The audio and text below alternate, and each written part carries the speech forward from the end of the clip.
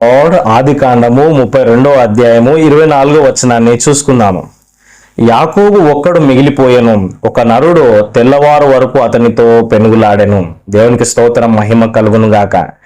యాకోబు ఒక నరునితో పెనుగులాడుతా ఉన్నారు, పోరాడుతా ఉన్నాడు.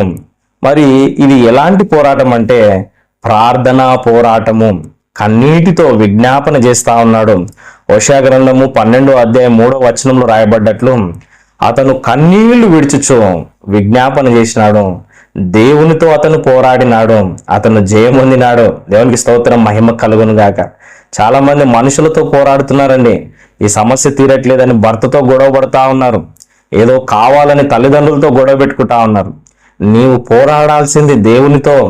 ఎలాంటి పోరాటం? విశ్వాస పోరాటం, కన్నీటి పోరాటం, ప్రార్థన పోరాటం, విజ్ఞాపనతో దేవుని మొరపెట్టడం. ఇది పోరాటం అంటే. హల్లెలూయా, దేవునికి స్తోత్రం. యాకోబు ఒక్కడుగా మిగిలిపోయినాడు.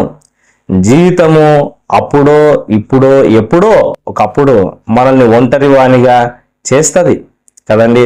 మరి నాకు అందరూ ఉన్నారని నువ్వు అనుకోవచ్చు, కానీ ఒంటరిగా ఉండే లైఫ్ కూడా, అనుభవంలో గుండా కూడా దేవుడు నిన్ను తీసుకెళ్తాడు. అది అనారోగ్యమా, అప్పులా, ఇబ్బందులా, ఫ్యామిలీ ప్రాబ్లంలా, ఇంకేమన్నా గొడవలా తెలియదు. కానీ ఈ జీవితంలో మనం